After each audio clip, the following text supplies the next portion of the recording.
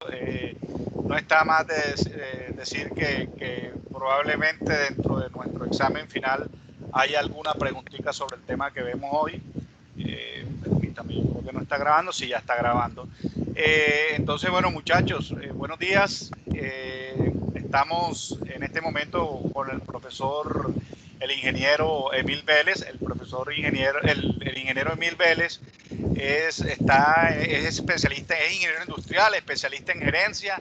En este momento está terminando un MBA con la Universidad Tecnológica de Bolívar y actualmente se desempeña como el director del programa de Ingeniería Industrial de la Universidad del Sinú.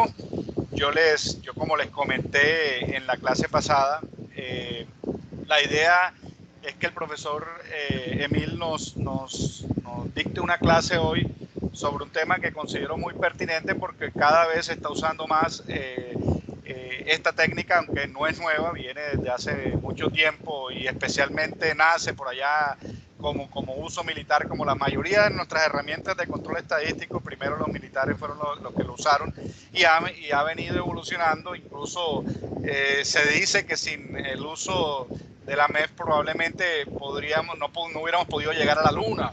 Así ha sido importante para nosotros. Entonces, ingeniero, bienvenido. La clase es suya. Los muchachos, pues ya tenemos 22 estudiantes, van a estar ahí pendientes y muchachos, tratemos de oír la clase y si quieren al final vayan anotando sus preguntas y el profesor nos permitirá o nos dará ese espacio al final para que vayan haciendo las preguntas necesarias. Pueden ir escribiéndolas en el chat si quieren, para que al final la podamos leer y puedan ustedes recibir esas respuestas. Ingeniero, pues lo dejo aquí entonces. Yo voy a cerrar mi micrófono y mi video para que usted se apropie de la clase. Bueno, muchas gracias. Muchachos, ¿cómo les va? Sí, me gustaría escuchar por lo menos a uno o a dos de ustedes que me hablaran un poquito sobre qué esperan de esta clase o si han tenido otras clases espejo y cómo les ha ido. Cuéntenme algo sobre eso. Y que quiera participar.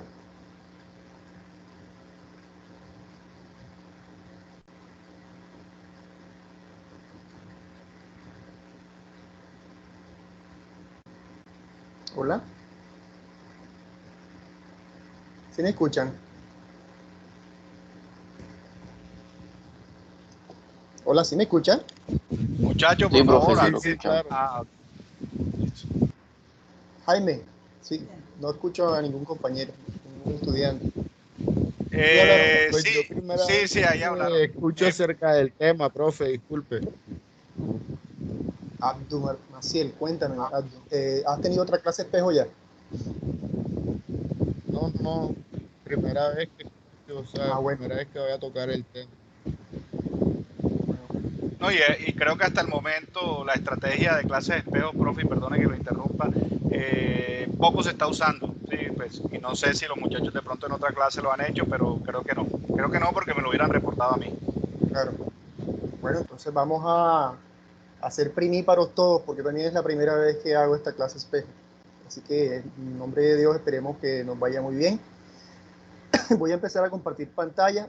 Me confirman, por favor, si pueden observar también la presentación que les voy a poner.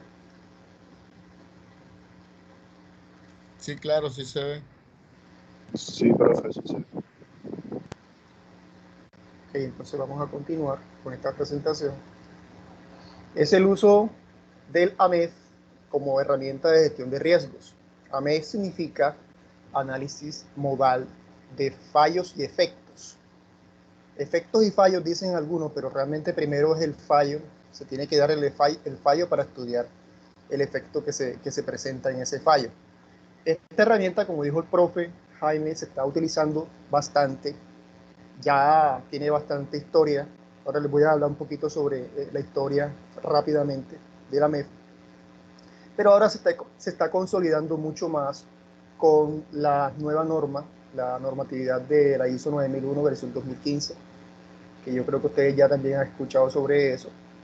donde hay un componente muy fuerte en la parte de la gestión de riesgos, del análisis de riesgos.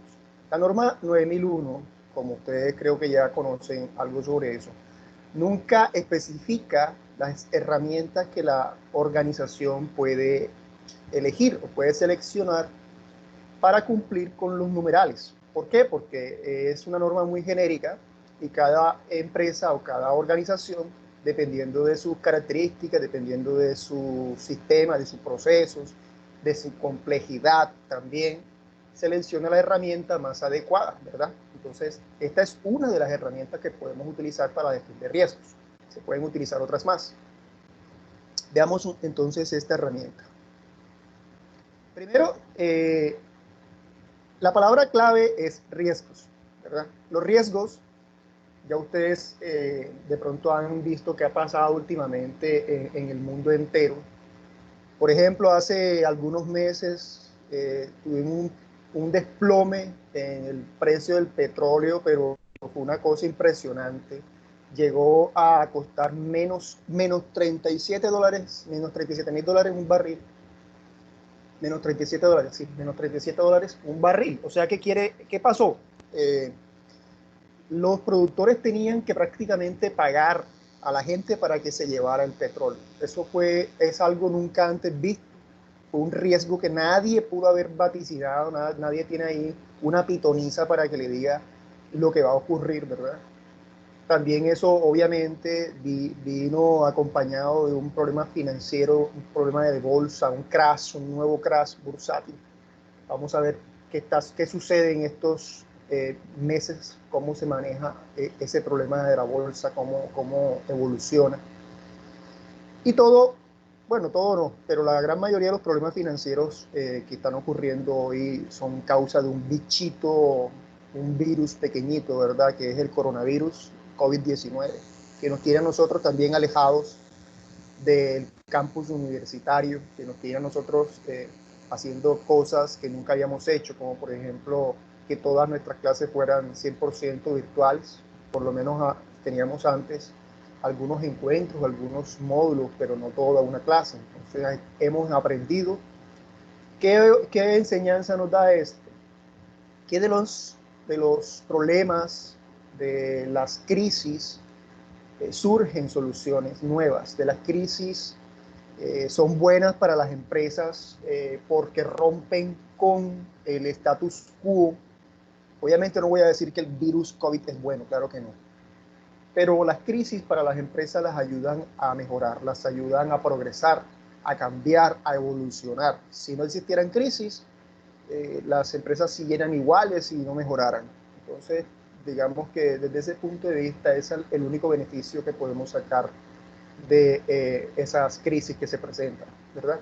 Pero para eso, para poder trabajar de una forma adecuada y que las crisis no nos afecten, que las crisis podamos utilizarlas a nuestro favor, es que los ingenieros industriales hemos aprendido o estamos aprendiendo, ustedes están aprendiendo muchas herramientas, ¿verdad? Muchas herramientas de gestión, muchas herramientas de control de calidad, muchas herramientas de análisis de procesos, muchas herramientas que tienen que ver de pronto con la parte de producción, ¿verdad? O de sistemas de gestión de seguridad. Todas esas herramientas, todo en un conjunto. Y también, obviamente, la parte numérica, la parte de análisis de datos, la parte financiera, ¿verdad? Todo lo que ocurre en una organización tiene un efecto financiero. Ustedes también deben manejar toda esa información financiera.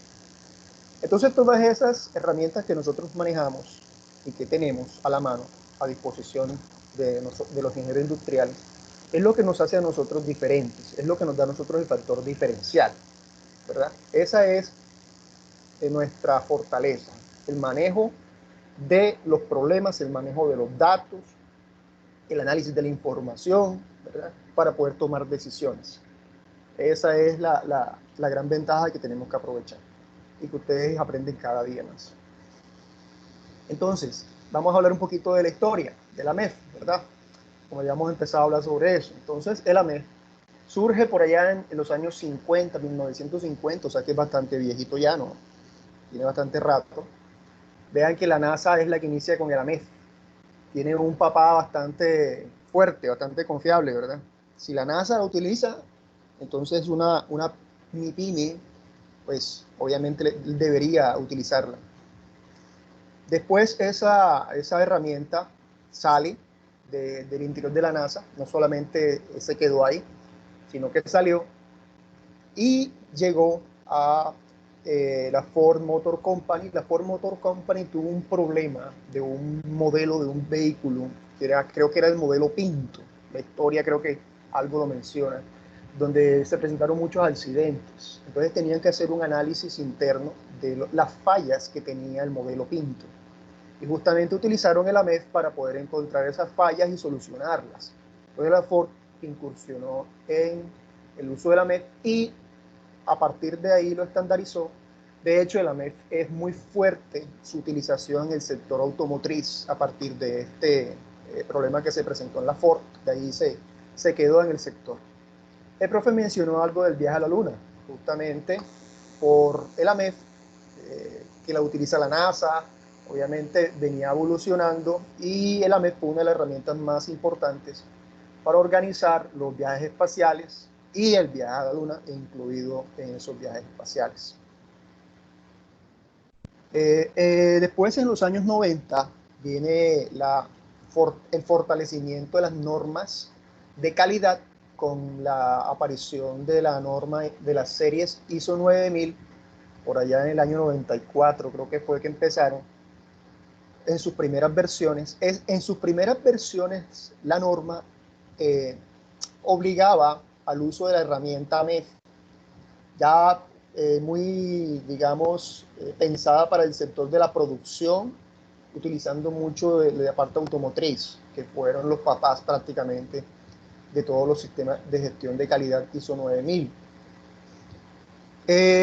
Y fue evolucionando hasta la norma que conocemos hoy, la versión 2015, donde otra vez nos pide que incluyamos la gestión de riesgos, pero no nos especifica que sea la MEF, sino cualquier herramienta de gestión de riesgos que la organización pueda utilizar y que pues se adecue a sus características. Ya en el año 2000 se hacen los registros específicos de las normas AMEF y se populariza su uso, ¿verdad? Ya en el 2010 ya se está popularizando el uso de la AMEF, otra vez está agarrando mucha fuerza. Estas herramientas, AMEF y cualquier otro tipo de herramienta, como por ejemplo la metodología del DAF, la misma norma utilizada para la gestión de riesgos de seguridad y salud en el trabajo y muchas más que se utilizan, siempre están pensando en la mejora, ¿verdad? Siempre están pensando en la gestión antes de que se presenten los problemas. Eso es una forma de mejorar. Entonces todas utilizan un ciclo de mejora, donde primero se hace el diseño del sistema o del proceso, siempre el PHBA que ustedes conocen, primero se planea, ¿verdad?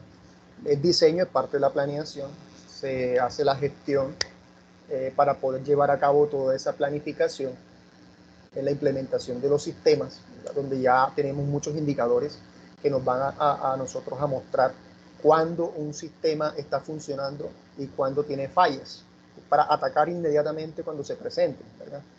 Esa implementación se lleva a cabo y se hace la medición basándonos en esos puntos, en esos controles de procesos, en esos controles de variables que ustedes ya manejan, que ustedes conocen, donde se hacen todas las mediciones y se toman los datos y después se utiliza esa información, ¿verdad?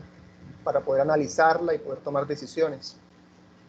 Todo ese ciclo siempre se utiliza indistintamente del sistema de gestión que estemos montando, ya sea un 9001, ya sea un 6 Sigma, ya sea un FQM o un modelo Malcolm Baldrige o cualquier otro modelo, siempre utiliza el mismo ciclo de mejora, aunque de pronto en la teoría lo modifican, pero siempre en el fondo es el mismo ciclo.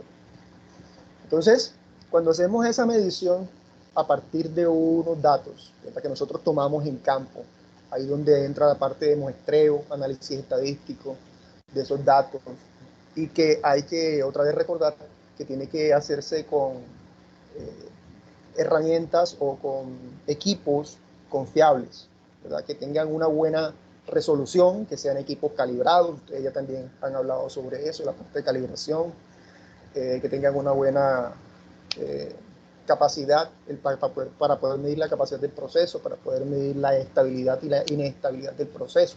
Todas esas cositas hay que tenerlas ahí a la mano. Salen de esas mediciones.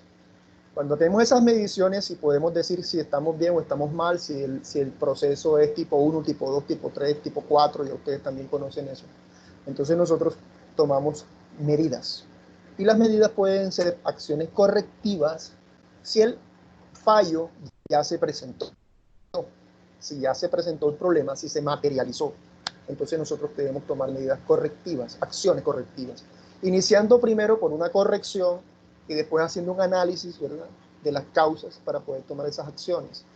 Si no se ha materializado el fallo, entonces tomamos medidas preventivas o las manejamos como la gestión de riesgos.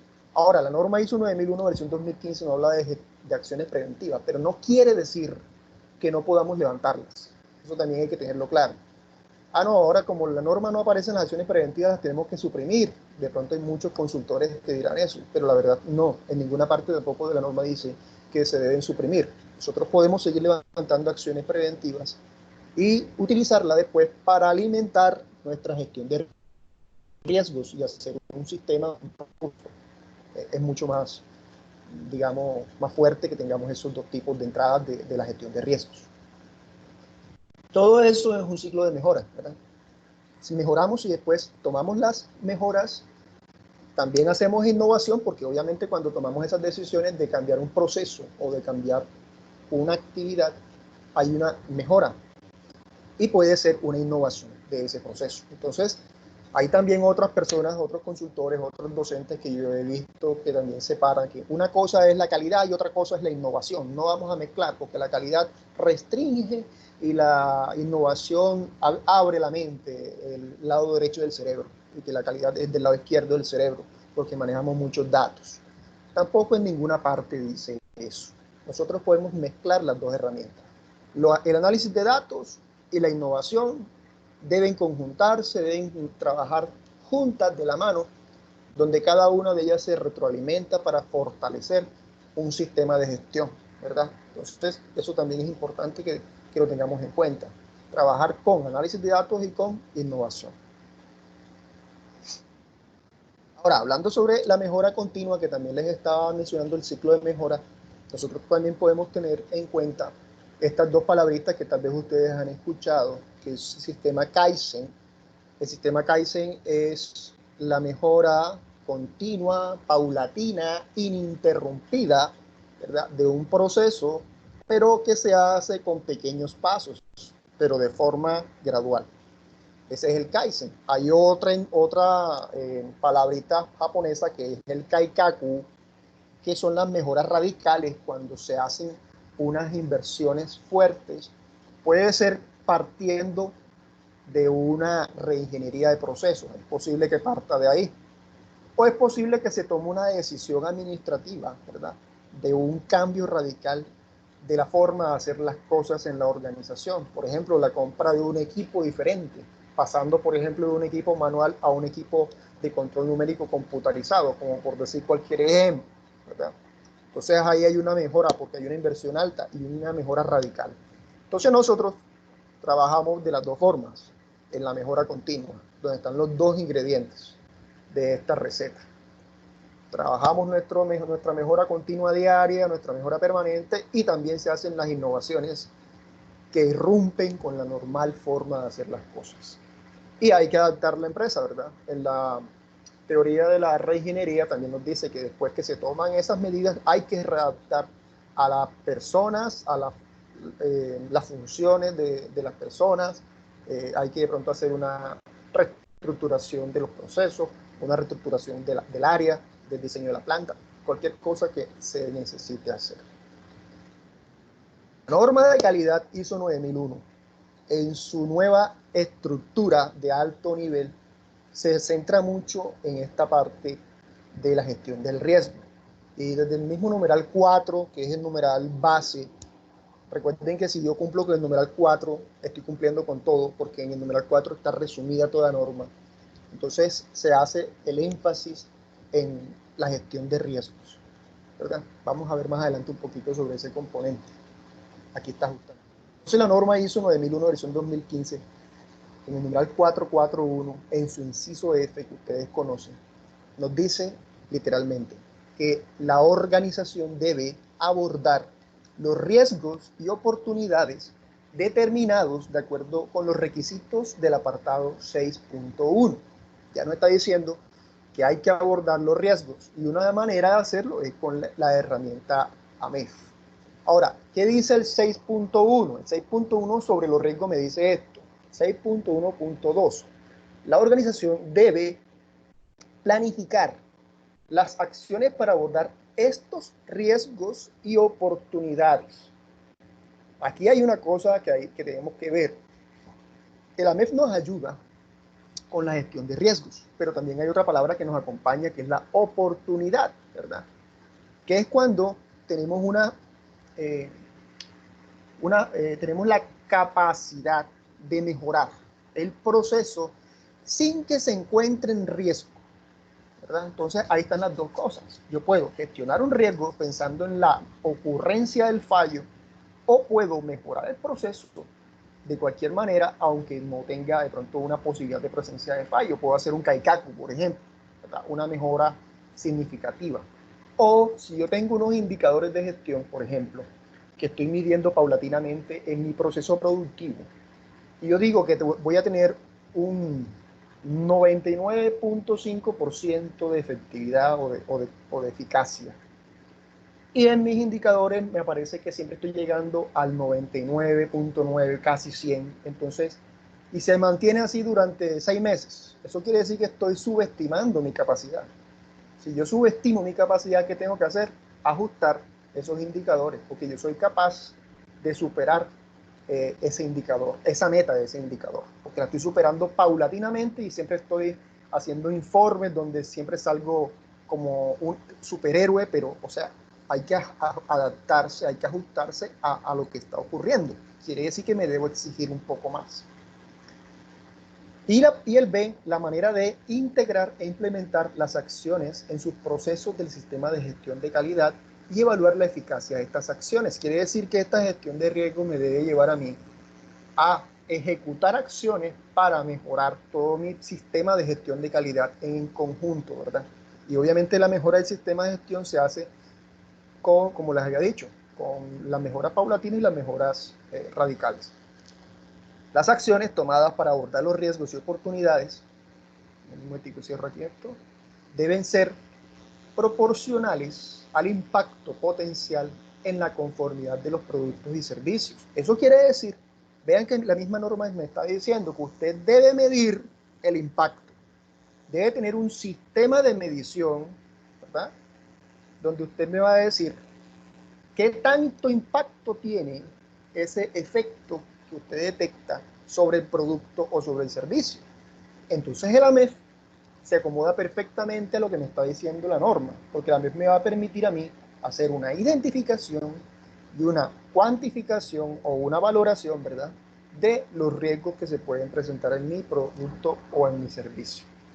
Aplica para productos, aplica para procesos en serie, productos tangibles o productos reales también le llaman, y también para servicios, ¿verdad?, o intangibles. Entonces, hay que utilizarla en cualquier tipo de organización. Aplica.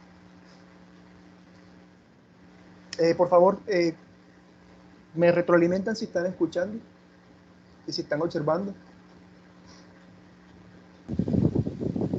Sí, ingeniero, lo Sí, estamos claro, escuchando. profe. Sí. Perfecto. Y profe, sí lo estamos escuchando. De pronto, el profe Jaime dice que al final me hagan las preguntas. Si quieren hacer las preguntas inmediatamente, también lo pueden hacer, ¿no? Por mí no tengo ningún inconveniente para ir retroalimentando inmediatamente, ¿ok? Si lo desean. Entonces, ahí vamos a ver dos tipos de AMEF.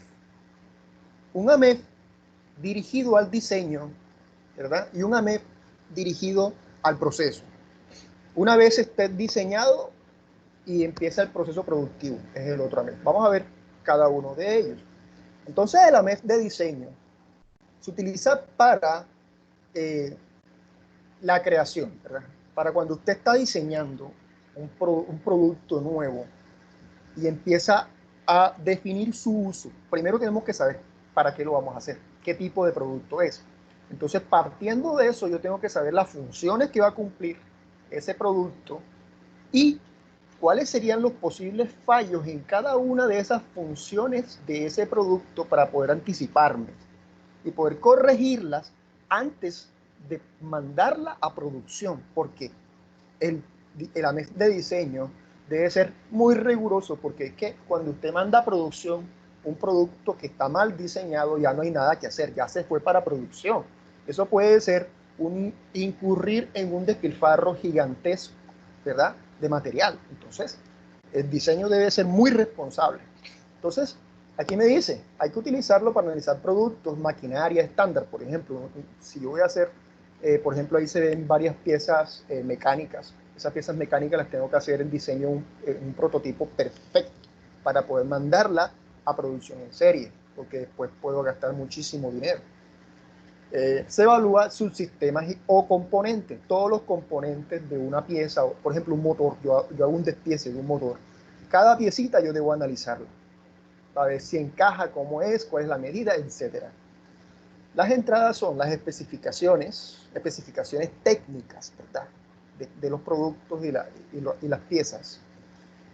Los requerimientos, que pueden ser, recuerden lo que habla en el sistema de gestión. Hay requerimientos legales o requisitos legales y reglamentarios, requisitos del cliente y los requisitos de la organización. Esos requisitos en sus conjuntos me dan a mí la luz necesaria para poder hacer todo mi proceso, ¿verdad? Los requisitos legales y reglamentarios, que son obligatorios de mi sector, los requisitos del cliente, que es el que tiene la voz realmente más importante, porque es el que me dice qué quiere y cómo lo quiere.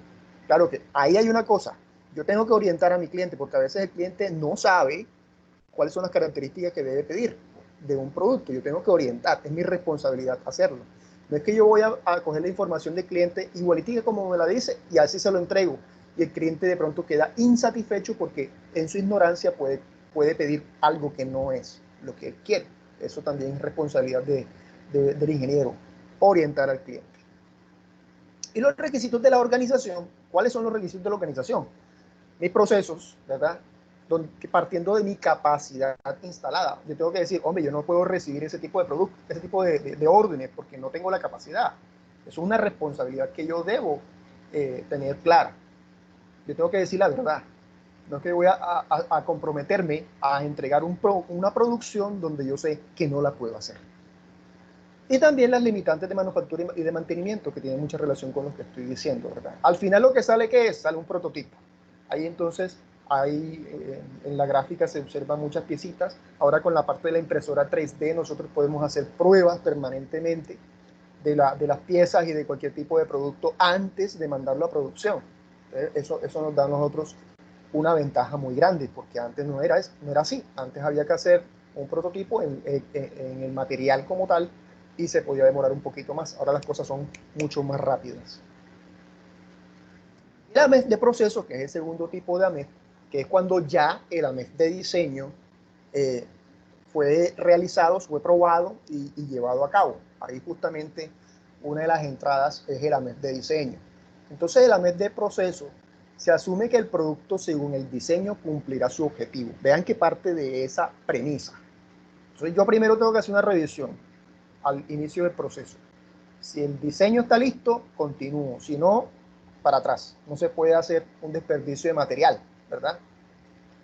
Evalúa cada proceso y sus respectivos elementos. Entonces, cada una de las actividades se hace una evaluación. ¿Cuáles son las entradas para hacer el AMEF de proceso? Los diagramas de flujo y vamos a ver también todos los diagramas que ustedes conocieron o estudiaron cuando dieron métodos, tiempos y movimientos, ¿verdad? Resultados de pruebas pilotos realizadas al prototipo, historial de procesos similares en la historia que ha pasado, por ejemplo, cuáles fueron los productos no conformes, cuáles fueron las devoluciones, cuáles fueron los reprocesos que se han presentado en el proceso productivo. para evitar repetir la historia. Yo tengo que conocer cuáles son esos problemas que se han presentado y cuál fue la causa de esos problemas en la historia. Entonces no es que yo voy a tomar todo el sistema de gestión de calidad y cuando haga una acción correctiva, porque la acción correctiva parte de un mal funcionamiento o de un fallo, y una vez la cierre, la engaveto, ¿no? Yo tengo que estar refrescándome de esa información siempre, permanentemente. ¿Qué pasó? ¿Cómo lo solucionamos? Se puede volver a presentar, porque también puede pasar. Usted cierra una acción de mejora, cierra una acción correctiva y al tiempo se le vuelve a presentar. ¿Por qué? Porque tiene que volver a estar pendiente. Si no está pendiente de eso, otra vez surgen los problemas. Todo pueden ser cíclicos, ¿verdad? Ahora, no quiere decir que usted haya hecho un mal análisis, no quiere decir que usted de pronto haya hecho un mal proceso. Es posible que sí lo haya hecho bien. El problema es que tal vez es un fallo o un problema cíclico que se presenta. Pero usted tiene que identificar eso también para poder anticiparse a el momento en que ese problema se le puede volver a presentar. Por ejemplo, ¿cuál sería? El desgaste de la maquinaria. Un desgaste de la maquinaria que se hace, obviamente, toda la máquina se va desgastando, toda la máquina tiene un problema que va evolucionando, ¿verdad? Entonces usted tiene que esperar de pronto dentro de un año o año y medio o 2 años hay que hacer un ajuste o hay que cambiar esta pieza. Se anticipa a ese problema. Ok, entonces vamos a ver un poquito más sobre el AMED de diseño. El AMED, ya les había mencionado el ciclo PHBA. Entonces en el AMED de diseño nos vamos a la norma otra vez, 9001 versión 2015, en su numeral 8.3. En el numeral 8.3 es el numeral de diseño y desarrollo de producto, ¿verdad? ¿Recuerdan eso? ¿Ya eso lo vieron? ¿Quién me dice? A ver, colaboren. No, profe, no. No me ¿No acuerdo vieron de el eso. numeral 8.3? No. No, No en esta clase, muchachos, en la clase de gestión de calidad de repente. Gestión de calidad. No, profe, que yo me acuerdo, no, y eso fue como hace 2 semestres. Ah, bueno, pero sí lo vieron, qué bien. Excelente. Bueno, entonces ya saben que en el numeral 8.3 de la norma de calidad nos hablan sobre todo lo que tiene que ver con el diseño, que hay que hacer una identificación de las necesidades de los productos y servicios, que hay que hacer una planificación del diseño, la parte de planificación que les había dicho. Hay que analizar cuáles son las entradas, los procesos de diseño que se van a realizar, los resultados, cuáles son las salidas de ese diseño, y eso hay que hacerlo en todos los pasos hay que hacer una revisión. O sea, hay que tener un checklist en cada paso para saber si puede seguir al paso siguiente.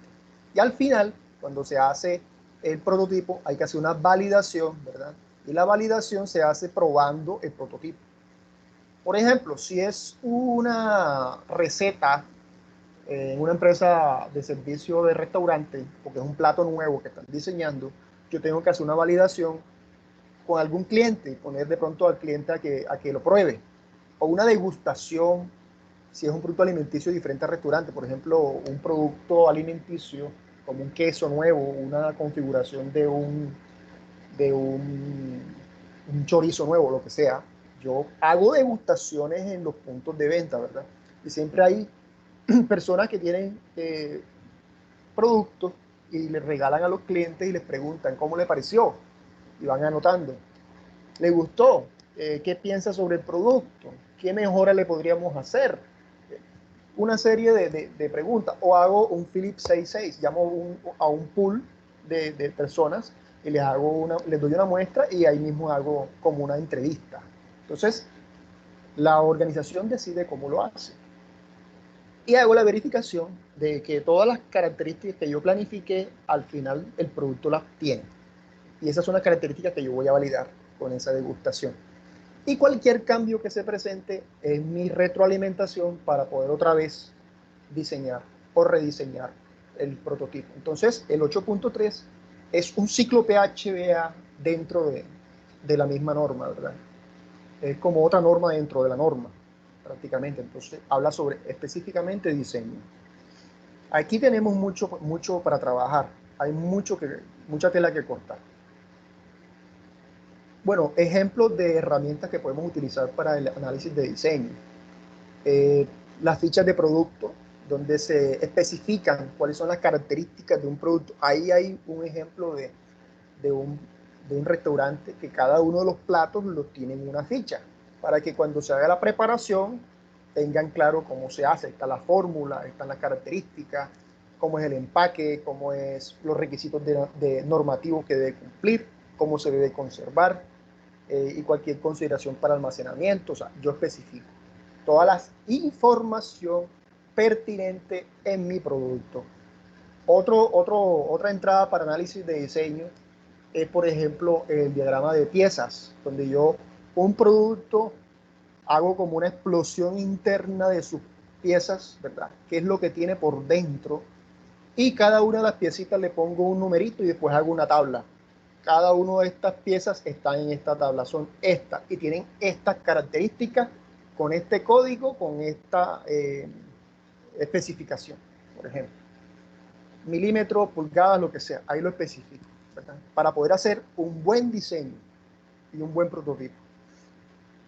Y otra herramienta que podemos utilizar es el diagrama de despliegue y componentes, que se utiliza mucho en ingeniería de sistemas para hacer el análisis de softwares, de cómo se hace una programación de un software. Lo utilizan mucho los ingenieros de sistemas. Nosotros también lo podemos utilizar para un producto, hacerle todo el despiece. Es muy parecido al anterior, a este que vimos acá, a este diagrama de piezas, ¿verdad? Pero aquí, cada una de las piecitas también se puede explotar internamente y cada pieza se desagrega. Y nosotros aquí vamos poniendo la información que nosotros podemos necesitar para poder entender cómo se estructura un producto. Otras herramientas son, por ejemplo, bueno, las recetas. Ya las había hablado sobre la ficha de producto, que no necesariamente es una receta, puede ser diferente. Y otra cosa que podemos ver, por ejemplo, es el componente de los medicamentos, donde tenemos las características del medicamento, las contraindicaciones del medicamento, ¿verdad? Los componentes que tienen los medicamentos, todo eso parte del diseño del producto. Ahora, con respecto a la MED de proceso, ¿qué herramientas nosotros tenemos para hacer análisis de procesos? Los flujogramas que ustedes conocen y que manejan tanto, los diagramas de recorrido que también vieron, ¿verdad? ¿Cuál es el recorrido de un tipo de producto en mi área de producción? Y yo puedo poner ahí todos mis productos. Recuerden cuando hacían el diagrama de hilo y ponían un hilo encima del otro, por ejemplo, y hacían varios recorridos porque cada producto tiene un recorrido diferente. Al final esta hoja me va a quedar con un montón de hilitos donde cada producto me va a dar cuál es su recorrido. ¿Eso me sirve a mí para qué? Para hacer un análisis del proceso y poderlo mejorar. Porque aquí yo puedo encontrar algún tipo de problema y puedo inmediatamente tomar la decisión.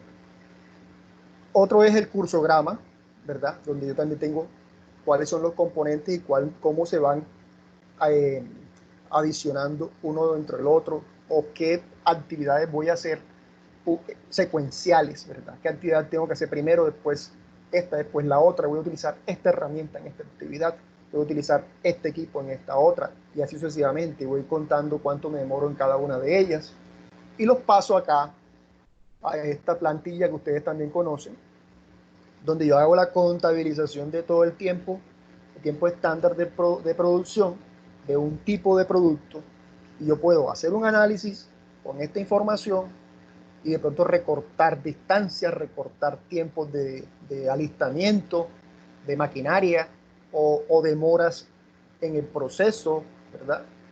O puedo hacer una redistribución del área basándome en esta información. Esto es todo lo que yo puedo utilizar para hacer mi análisis del proceso. También puedo hacer un análisis de flujo de materiales, de cuál es el material que debe llegar a cada una de las actividades y en qué momento debe llegar, para poder al final hacer un ensamble de todo ese proceso, de ese producto. Y también puedo hacer un diagrama de relaciones. Recuerden que se lo utilizamos mucho en la parte de diseño de planta, que es cuando nosotros vemos la conveniencia o no de que una área esté cerca de otra y cómo acortar los tiempos de trabajo en el proceso. Entonces yo puedo utilizar todas estas herramientas para hacer el análisis del diseño y el análisis del proceso y poder adelantarme. Ojo que yo tengo estas herramientas. ¿Para qué me sirven a mí? Para hacer el análisis y poder predecir cuáles serían esos posibles fallos, o sea, enmarcándome en el AMEF, ¿verdad?, que se me puede presentar en el diseño o en el proceso. Entonces, utilizo esas herramientas que ustedes ya manejan. Entonces, ya entendiendo para qué vamos a utilizar el AMEF, veamos ahora cómo se hace ese diseño, cómo es ese procedimiento para realizar ese AMEF, utilizando todas las herramientas que hemos estado hablando. Primero se hace un análisis del proceso, que ya vimos todas esas herramientas que podemos utilizar, ¿verdad? Todo eso que vimos entra ahí, análisis del proceso. Segundo paso, se hace el AMEF y tercero, se hace un plan de control. Entonces, el procedimiento para el AMEF, empezamos por crear los elementos y la estructura del sistema o del proceso, ¿verdad? Crear los elementos y la estructura. Después hacemos la definición de las funciones de cada uno de los pasos del proceso o del diseño.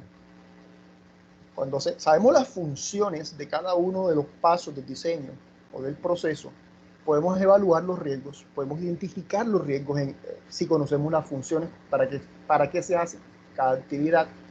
Y cuando tenemos los riesgos ya con la evaluación, defino los fallos en cada paso, ¿verdad? Y hago ya la estructura AMEF. Vamos a ver cada una de esas cositas que aparecen ahí. Primero, crear los elementos y estructuras del sistema. Eso es muy similar al despiece que les había mostrado. Yo tomo el producto, ¿verdad?, y lo despiezo, lo desagrego, estructurado jerárquicamente en forma de árbol. Y no solamente es para un producto, también puede ser para un servicio. Yo puedo también definir los componentes del servicio, igual de esta misma manera. Entonces, aquí hay que tener en cuenta algo. Para hacer este análisis yo parto de lo general a lo específico, a lo particular, ¿verdad? En conjunto, ¿qué función cumple mi producto o mi servicio? ¿Cómo se hace de forma general? Lo desagrego. Y cada parte, ¿qué función cumple esa parte para que ese producto pueda funcionar? Se crea de lo general a lo particular con tantos niveles como sea necesario, como usted lo necesite, ¿verdad? Entonces yo digo la función. ¿Cuál es la función, por ejemplo? En la parte inicial dice proteger a pasajeros y compartimientos de la humedad. ¿A qué nos estamos haciendo referencia? Solamente a la parte superior del vehículo.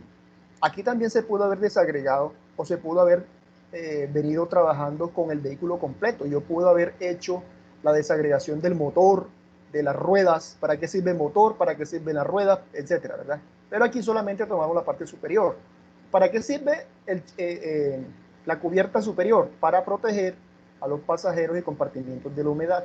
Y después se desagrega la parte de arriba, dice para proveer hermeticidad, y se desagrega esa parte en dos, y dice que la de arriba es se debe cerrar automáticamente cuando llueve, por ejemplo. Yo puedo hacer eso con cualquier producto. Entonces el análisis de las funciones, agregar tantas funciones a cada elemento del sistema y generar una red de funciones. Yo hago una red general de todas las funciones de cada una de las partes del producto o del servicio. Entonces, viene ahora el análisis de los fallos, ¿verdad? ¿Cuál es el fallo que se puede presentar en cada función de las que identifiqué? Para eso, ¿qué hago? Utilizo el análisis de Ishikawa o utilizo otra herramienta que usted considere. Puede ser los 5 porqués o la lluvia de ideas, ¿verdad? O cualquier otra que usted defina. Pero podemos utilizar ese diagrama Ishikawa. Cada uno de los puntos específicos se le hace el análisis de los fallos potenciales, conociendo la función. Hay que hacer entonces una reunión. No es que yo me voy a sentar yo solito a definir eso. Entonces yo tengo que traer a la gente que está involucrada en el proceso, la gente que está ahí y que conoce las actividades. Y empiezo a preguntarles a ellos para que la lluvia de ideas o el diagrama de Chicago, los 5 porqués que yo voy a utilizar, me sea mucho más rico, ¿verdad? Que tenga varios puntos de vista, que no solamente sea yo solo el que voy a hacer eso. Y también tengo que utilizar la creatividad, ahí es donde viene la parte de innovación. viene la innovación y la calidad, se unen ahí. Vamos a ser creativos, vamos a definir, ¿verdad?, cuáles son esos posibles fallos utilizando nuestra creatividad. Ahora, no es que nosotros vamos a decir, hombre, no hay ningún fallo, todo está bien inicialmente, una negación. No, justamente por eso hay que ser creativo, hay que tener la mente abierta para poder identificar los posibles fallos. Cuando usted dice, no hay fallo, tal vez sí hay. Entonces tampoco vamos a ser así tan cerrados.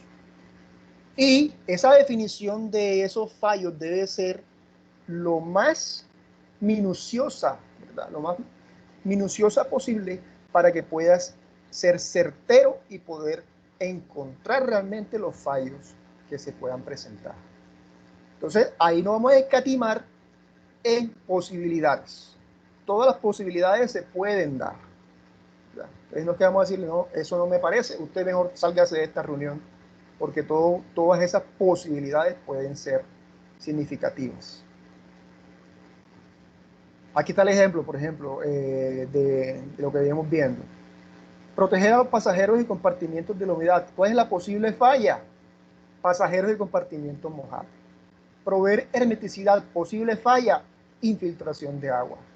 La función es cerrar, que se cierre con la lluvia. La posible falla, no cierra automáticamente con la lluvia. Obviamente esto hay que hacerle mucho más análisis, pero esto, digamos, es para entender rápidamente cómo sería ese análisis.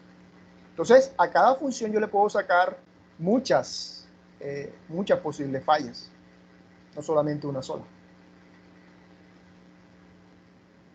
Después de que tengo eso en cada una de las actividades, por ejemplo, aquí yo voy a coger la del medio, que es infiltración de agua. La ponemos acá, infiltración de agua. A cada una de ellas le pongo el efecto y la causa. Otra vez, espina de pescado. Causa, efecto, ¿verdad? Este es el fallo. ¿Qué efecto tiene el fallo? Si se mete el agua en un vehículo, el efecto es pasajeros y compartimientos mojados. ¿Cuál es la causa? De pronto es que no cierran automáticamente la lluvia, con la lluvia. Entonces yo voy amarrando a cada fallo, asignar causa nivel inferior y efectos nivel superior. Ahí voy haciendo la red de fallos. Y hago la evaluación de riesgos, ¿verdad? Yo defino el método de control que voy a utilizar en mi organización para hacer esa evaluación. Y esa evaluación se debe cuantificar.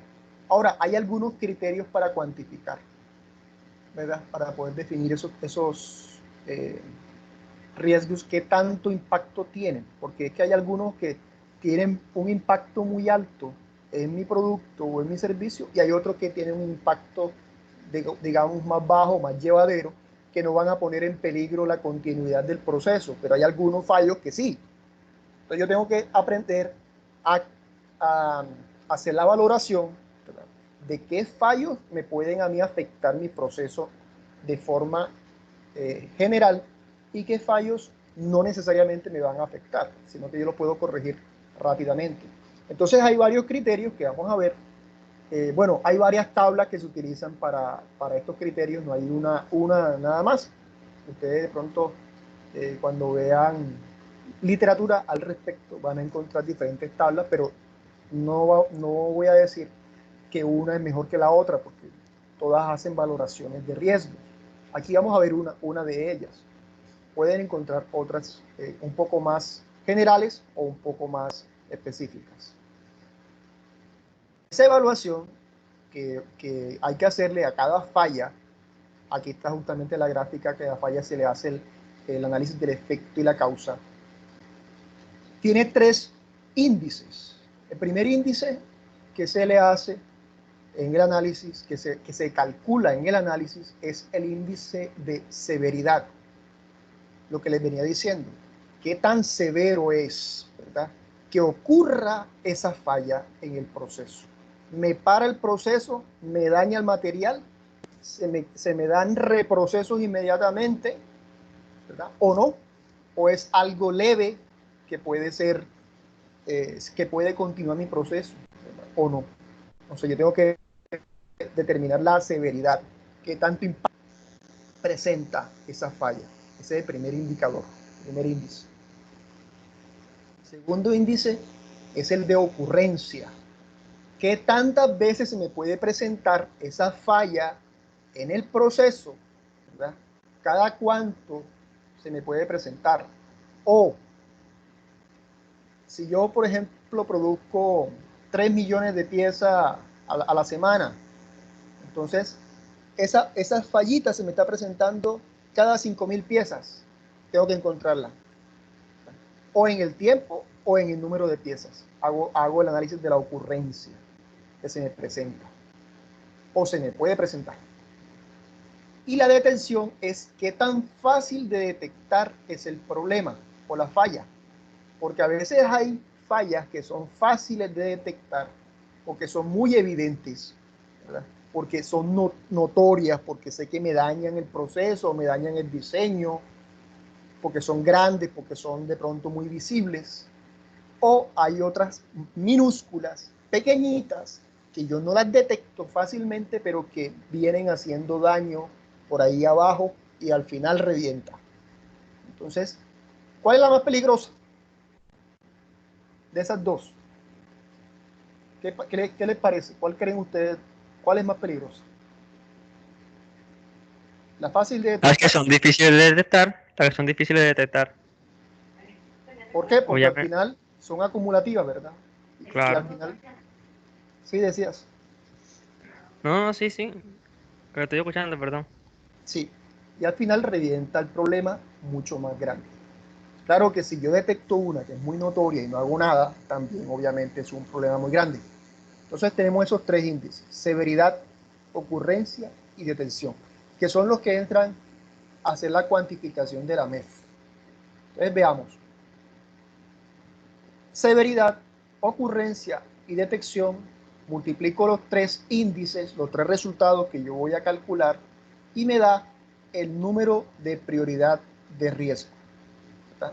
RPN o NRP o la combinación que ustedes quieran. Entonces, ese número de prioridad de riesgo es el que me va a permitir a mí tener al final la valoración de mi riesgo. Y yo tomo la decisión, ¿verdad? Entonces, recordemos aquí el sistema 6 sigma, que me ayuda a mí a reducir en el proceso esos índices de prioridad de riesgo, porque nosotros vamos cerrando, ¿verdad? Si estamos trabajando con 6 sigma, vamos cerrando la posibilidad de que se me presenten los problemas. Y los Pocayo que también los podemos utilizar. Son las dos herramientas que ustedes conocen, que podemos utilizar, sistemas Pocayoke para evitar que se presenten y se materialicen, y también la implementación del sistema 6 sigma. Ahora también podemos meterle el LIAN, que es la manufactura esbelta, que también la podemos meter ahí. Entonces formaría un tridente muy fuerte. Esa valoración la podemos hacer de esta manera. Esta es una de las maneras, una de las formas de valorar, como les decía anteriormente. Entonces tenemos la severidad, la ocurrencia y la detección. Clasificamos. Con menor severidad le ponemos menor nota y a mayor severidad le ponemos mayor calificación. Eso quiere decir que un 10 es que la severidad sea muy alta, ¿verdad? Un cliente molesto, un producto inseguro que no funciona. Y el 1 sería que es indetectable por el cliente. De hecho, que el producto hasta puede salir así, pero no debe ser. Nosotros también tenemos que hacer las pequeñas correcciones si queremos trabajar con 6 sigma. Y la ocurrencia, también aquí le pongo, recuerden el índice de capacidad del proceso, ¿verdad? Entonces trabajamos por partes por millón y porcentajes de productos defectuosos. Bueno, eso tiene mucha relación. Entonces nosotros podemos traducir esta información de partes por millón a índices de capacidad del proceso. Y ahí entran, pues, a jugar los dos temas que ya ustedes conocen.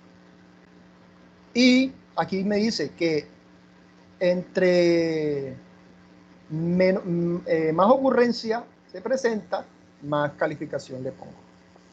Y la detección es lo contrario. Entre más fácil de detectar, le pongo menos calificación. Y entre más difícil de detectar, le pongo más calificación. Por ejemplo, no se puede detectar un 10. ¿Por qué? Porque es un riesgo mucho más grande no detectar el problema, ¿verdad? Y es más fácil manejarlo si yo lo detecto. El número 1, por ejemplo, dice que hay una probabilidad de detectar el defecto siempre. Es muy alta la detección. Entonces, la severidad y la ocurrencia van de la mano, van en el mismo orden, ¿verdad? Van del más pequeño, menor calificación, más grande, más calificación. Y la detención es al revés. Entre más alta es la probabilidad de detección, más pequeño es la calificación. Y entre más baja es la oportunidad de detectar el problema o la falla, más alta es la calificación. Eso hay que tenerlo ahí en cuenta, ¿listo? Y con esos criterios y con esta calificación, yo le voy haciendo la asignación de la calificación a cada falla que yo detecte en el proceso. Entonces, vamos a ver ahora más adelante un ejemplo sobre esto. Entonces, hay varias maneras de al final, cuando yo tengo todas mis fallas valoradas, de decidir con algunos criterios también qué hago. Por ejemplo, esta es una manera. Si el NPR es de 500 a 1000, es un alto riesgo de falla. Si es de 125 a 499, es un riesgo de falla medio. Si es de 1 a 124, es riesgo de falla bajo. Y si es 0, no existe riesgo de falla. Esta es una tabla. Pero si yo no quiero hacerla de esa manera, yo la puedo, por ejemplo, hacer con un Pareto. Entonces, yo, ¿qué hago? Tomo los riesgos y los pongo de mayor a menor, ¿verdad? Del el NPR más alto al NPR más bajo. Y los organizo por Pareto y trabajo por Pareto en vez de trabajar con esta tabla, si lo quiero hacer así. A mí me parece mejor trabajar con Pareto, pero cualquier líder de calidad decidirá si lo hace de esa manera o lo hace con la tabla. ¿Por qué? Porque es que a veces, ¿qué pasa si todos mis riesgos quedan hasta 122, por ejemplo? Todos van a ser riesgo de falla bajo. No necesariamente es así. Entonces yo hago esa organización con Pareto y trabajo en mi 80-20, que ustedes ya saben. La plantilla que se utiliza en el AMEF es esta. Esta es una plantilla. Está dividida en 3 áreas. El área de arriba es el encabezado, que es la que me ayuda a mí a hacer la identificación. La segunda área, la parte de abajo, es el AMEF como tal, el análisis del NPR. Y la última partecita es el análisis de las acciones a tomar a través de las decisiones que se definan con el NPR calculado. Entonces vamos a ver cada una de esas partecitas. Por ejemplo, en el encabezado de la MEF, yo hago la identificación del producto o del servicio. Esa identificación del producto o del servicio me sirve a mí ¿para qué? Para hacer una trazabilidad de lo que ocurre con ese servicio o ese producto. Entonces, si se me presenta a mí, por ejemplo, un fallo en el producto cuando sale al mercado y me toca recoger, me toca hacer un chequeo de toda esa producción, a mí me sirve el encabezado para hacer esa trazabilidad, ¿verdad? Por ejemplo, ¿qué información entra ahí? El número de orden de trabajo, ¿verdad? Que es la identificación del servicio o del producto, las referencias o cualquier denominación que yo deba utilizar, cuál es la planta o la unidad estratégica de negocio que realizó el producto, en qué versión está el producto, porque puede ser que el producto ya haya tenido varias versiones antes en el AMEF de diseño, cuáles son los proveedores involucrados en ese servicio, en ese producto. Esto me va a hacer a mí tener información sobre material, ¿verdad? El puesto de material que se utilizó, cuáles fueron las fechas en que llegaron los materiales, a qué proveedor se le compró, cuál es la evaluación de cada proveedor, si el proveedor es confiable o no, qué pasó con eso. Toda esa información la debo manejar. ¿Qué equipos se utilizaron para poder hacer trazabilidad a la parte metrológica? También equipos de medición y equipos de prestación de servicios. ¿Qué sistemas, subsistemas o componentes se están analizando? ¿O dónde ocurrió la falla? ¿En qué sistemas, subsistemas o componentes? Cuando yo hago el despiece. ¿Quién lo preparó? ¿Quién lo hizo? ¿Quién lo revisó? ¿Quién lo aprobó? ¿En qué fecha se llevó a cabo este AMEF? Y página X de Y, si son varias páginas que se utilizaron. Entonces, para eso me sirve a mí el encabezado, para identificar muy claramente mi servicio o mi producto. El cuerpo de análisis. El cuerpo de análisis vamos a dividirlo en varias partes. La primera parte tiene que ver con el índice de severidad o de gravedad, ¿verdad? ¿Qué tan grave o qué tan severo es la ocurrencia? ¿Cómo se hace? Se hace la descripción de la fase del proceso y se define cuál es el fallo que se puede presentar en cada fase, ¿verdad? ¿Cuál es el fallo que se puede presentar de forma potencial? Primera columna, fase o operación, ¿verdad? Las operaciones. Segunda columna, posible fallo que se puede presentar en cada operación. Tercera columna, el efecto que puede dar al producto o al servicio la ocurrencia o la materialización de esa falla. ¿Listo? Entonces, cuando yo veo si es muy alta la ocurrencia o la materialización de una falla en una de las fases, digo, con respecto a esta tabla, ¿qué tanto se puede presentar la severidad? Alta, alto grado de insatisfacción del cliente, hace inoperable el producto, yo califico 8, por ejemplo, ahí voy poniendo 8, que sería el índice de severidad. O si es baja, porque realmente no es muy fuerte el efecto que tiene sobre el producto, digo, por ejemplo, ligera incomodidad del cliente, probablemente note un pequeño deterioro, pero no quiere decir que el producto no va a funcionar, le pongo por ejemplo 2. Y yo voy poniendo ahí dependiendo del análisis que yo hago. Este es el primer análisis que yo hago. Segundo análisis, causa potencial del fallo. Vean que el anterior me hablaba del efecto, ¿verdad? ¿Cómo afecta esa materialización de ese fallo al producto o al servicio? Y ahora es la causa. Entonces yo, con respecto a la columna de descripción del fallo potencial que se puede presentar, le asigno la causa.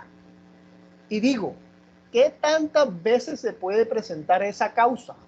Cada una de ellas. ¿Qué tantas veces? ¿Cada cuánto se me puede presentar? Y hago el análisis de ocurrencia.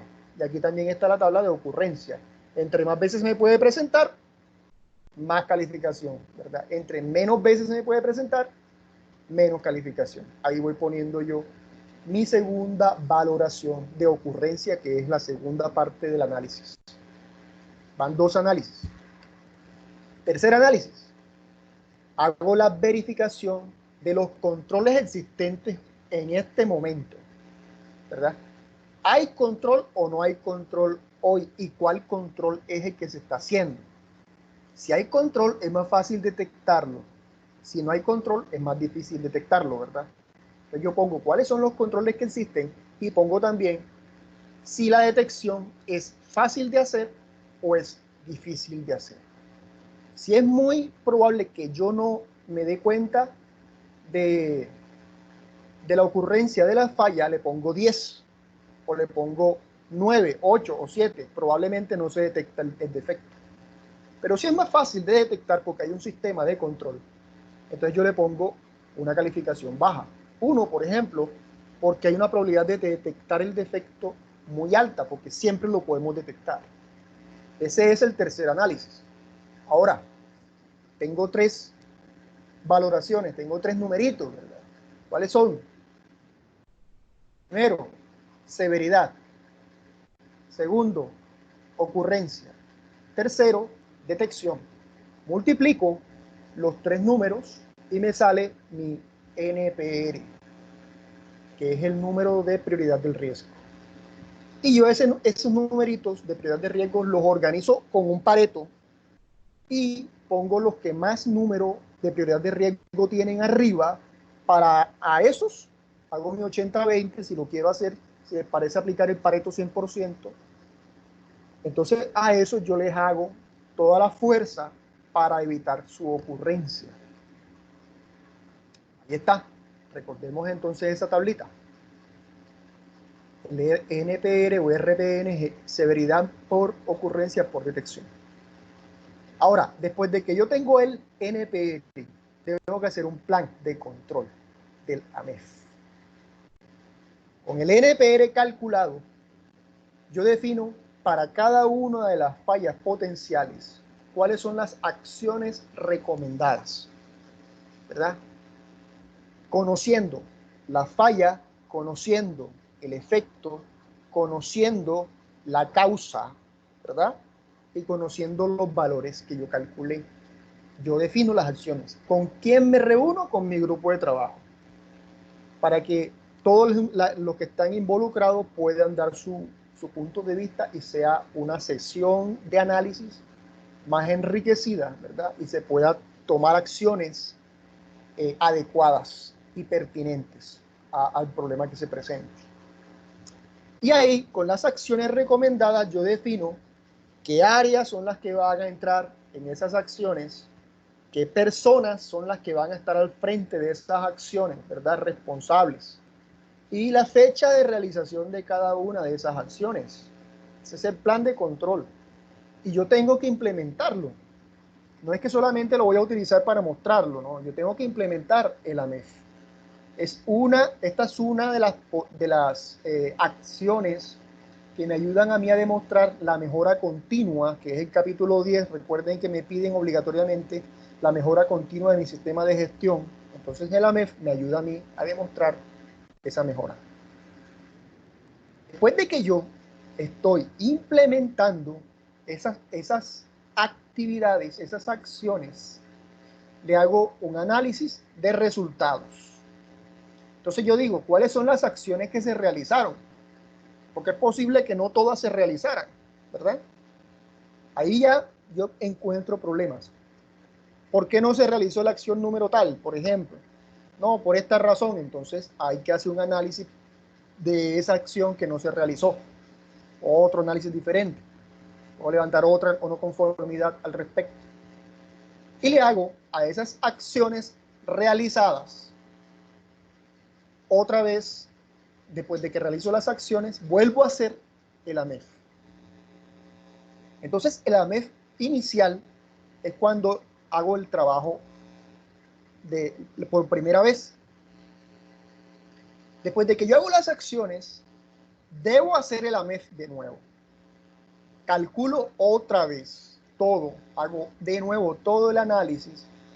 Y este segundo AMEF, aquí pongo yo la información del segundo AMEF, cuál fue la gravedad calculada, del segundo AMEF, cuál fue la ocurrencia calculada y la detección calculada para cada una de las fallas potenciales del segundo AMEF y cuál es mi NPR o RPN, que debe ser menor que el primer NPR calculado. Cuando yo demuestro que mi NPR número 2 es menor que mi NPR número 1, ¿qué estoy mostrando yo? Facilito la pregunta, ¿quién me la contesta?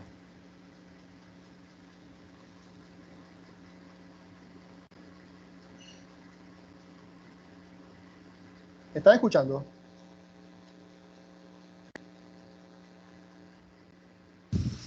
¿Hay algún problema? No, profe, se está escuchando, se está escuchando. Sí. Vamos a ver quién participa por ahí. Bueno, entonces cuando mi NPR, que ya vimos cómo se hace, número 2, recuerden que hay que hacer un NPR número 1, que es al principio cuando se hace toda la identificación, que es el más difícil de hacer. El NPR número 1 es un desgaste grande cuando la empresa todavía no ha hecho nada, porque hay que partir del status quo, romper con el status quo, ¿verdad?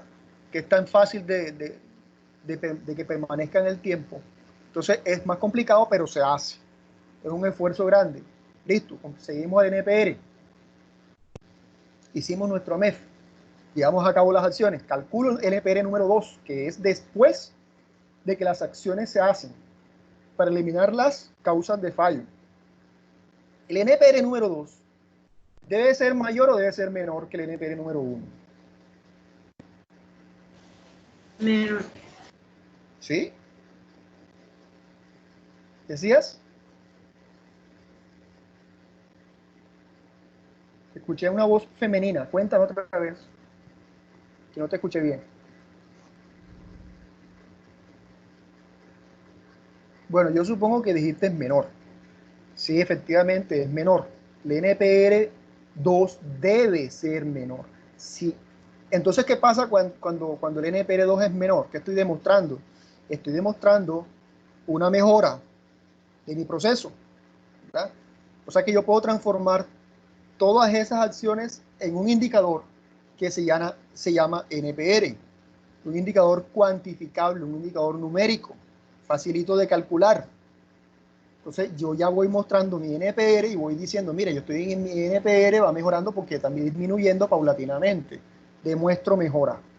¿Ya? Eso me ayuda a mí a demostrar la mejora permanente. Vamos a ver un ejemplo. Por ejemplo, el diseño de un conector de un faro de un coche. Aquí está, por ejemplo, la gráfica de los componentes del faro del coche. O sea, es una lámpara de un vehículo, en otras palabras. Está compuesto por la carcasa del conector, que es una parte plástica que es en la parte de atrás del faro o de la lámpara, del foco, de un bombillo, como lo quieran llamar. Los contactos, el reflector, que es la parte brillante, la bombilla incandescente, tornillos de ajuste y el cristal. Ya, facilito. Vamos a ver qué pasa con ese faro del coche o lámpara.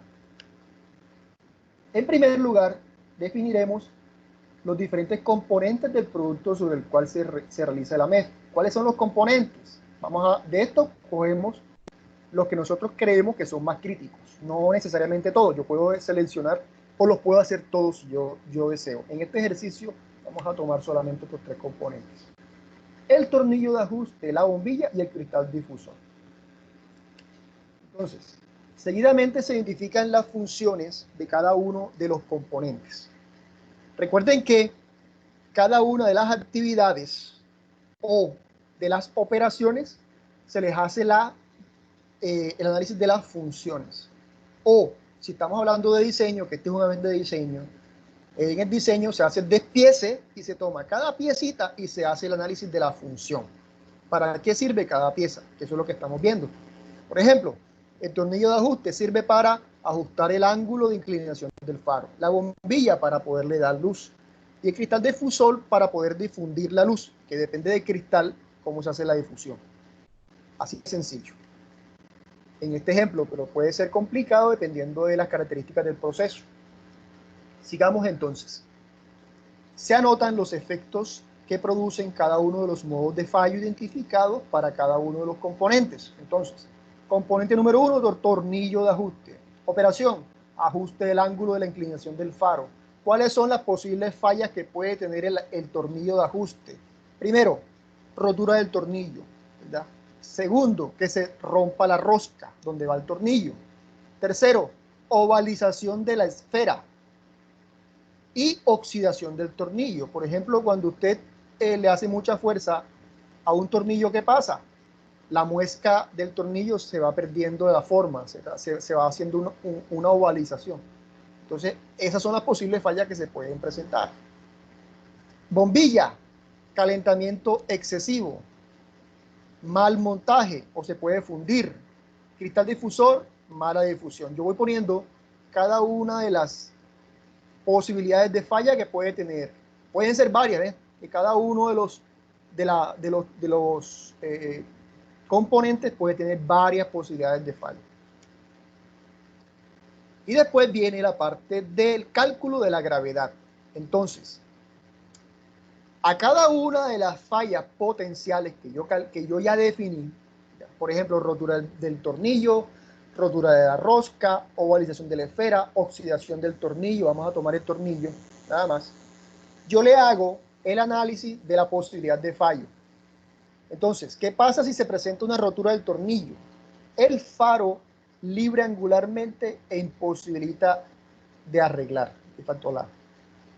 Si se rompe la rosca, el faro es imposible de arreglar.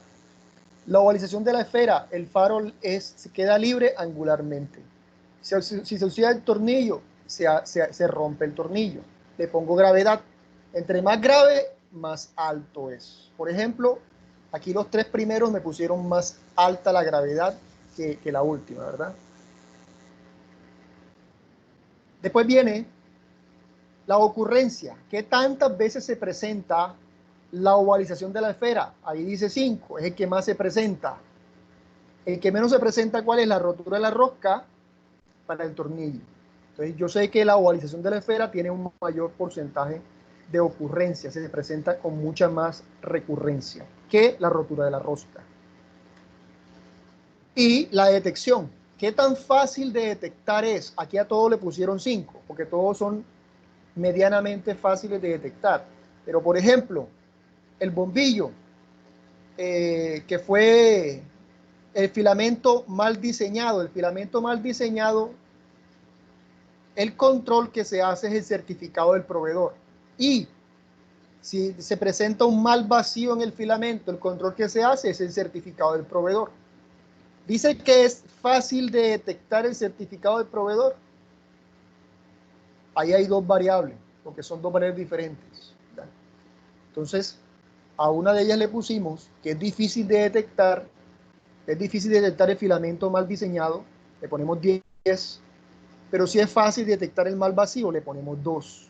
Entonces, de todas estas, hacemos la multiplicación de la gravedad por la detección, por la severidad y por la ocurrencia, y nos da la multiplicación el NPR. Entonces, ¿cuál es el NPR más grande aquí?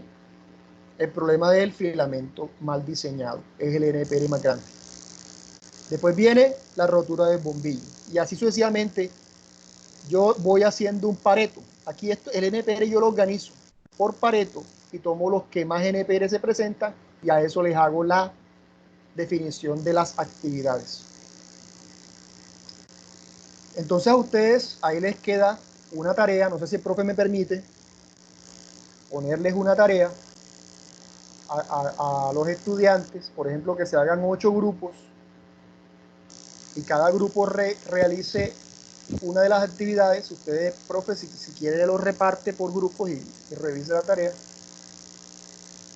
Sí, claro, profesor, me parece interesante el ejercicio entonces y yo organizo con ellos después entonces como ahorita en la tarde a través de un chat que tenemos en WhatsApp, cómo armaríamos los grupos. Sí, Y puede ser. entonces aquí la diapositiva y la grabación para que ellos la puedan ver. Ah, bueno, listo, ingeniero, me parece perfecto. No sé, muchachos, si tienen alguna pregunta para el ingeniero Emil.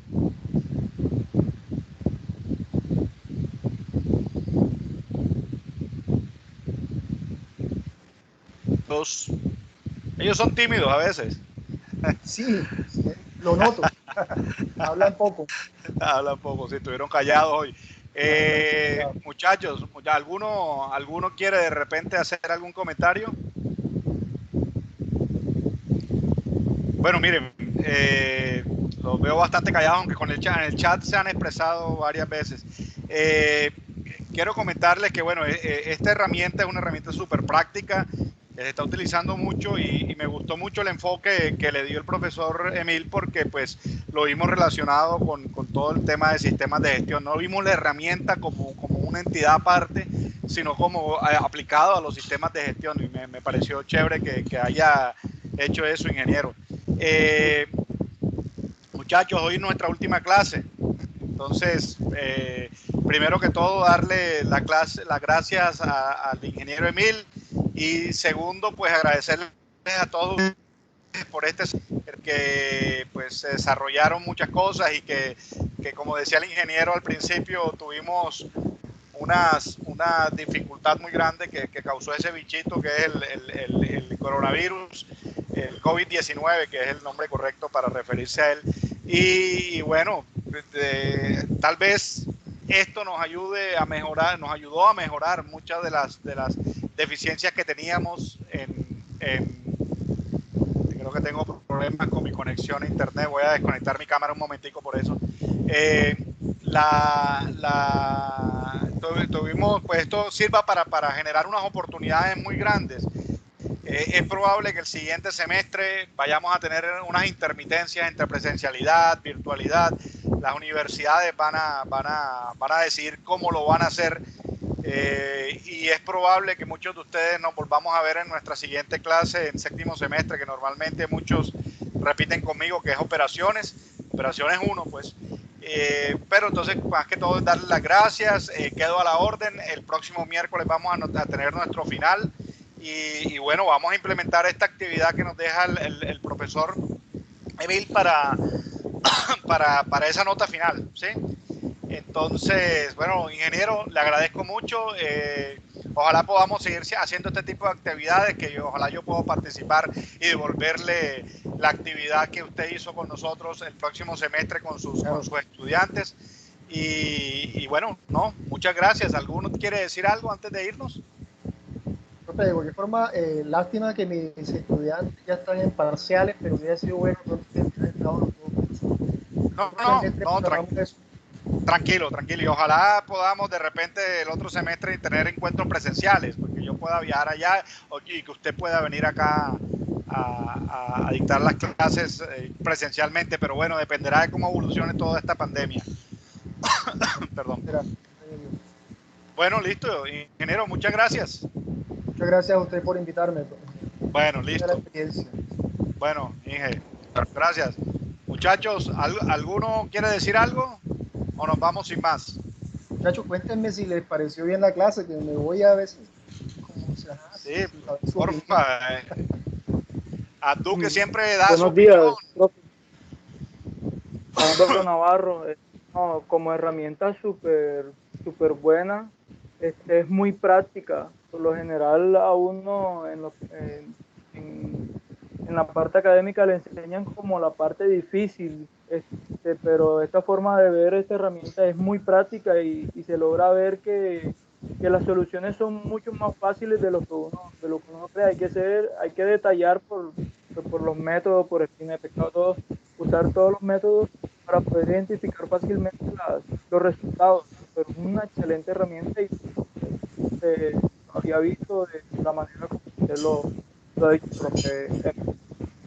Y gracias. Sí. De cualquier forma, es complementaria. Recuerda que control estadístico, de cualquier manera hay que hacerlo. Y acá lo que vamos a hacer es caminar un poco más adelante con la gestión del riesgo, de esa ocurrencia. Pero se retroalimentan las dos, así es. Sí, como les dije, como le he venido diciendo todo el semestre, miren, ninguna herramienta tiene la bola mágica como para solucionar todos los problemas de una compañía, no, que si yo voy a hacer cartas de control ya soluciono el problema de calidad de mi compañía, no, solamente son herramientas que se van complementando con cada una para lograr un sistema de calidad pues adecuado y que se mejore al final de cuentas con la mejora de la calidad que buscamos. Buscamos es la aceptación del cliente de nuestra empresa y buscar una ventaja competitiva. Eso es lo que se busca al final con cualquier herramienta de este tipo que responda al mercado lo que nos pide. Ingeniero, por acá me escribe Chelsea Figueroa, me dice que me pareció una muy buena charla, la herramienta se ve muy interesante, tanto en la parte práctica y teórica. Bueno, sí, eso es lo que les decía. Muchas gracias, Chelsea. Muchos de ellos a veces prefieren escribir que expresarse. Bueno, ingeniero, muchas gracias. Ahora sí me despido. Muchachos, saludos. Seguimos en contacto por el chat para estar pendiente del examen final y ahorita más tarde les escribo para que cuadremos lo de la actividad que nos está dejando. Ingeniero, usted me manda la presentación. Claro que sí. Bueno, listo. Muchas gracias para ver la actividad al final. Bueno, chao. Bueno, hasta luego. Muchas gracias.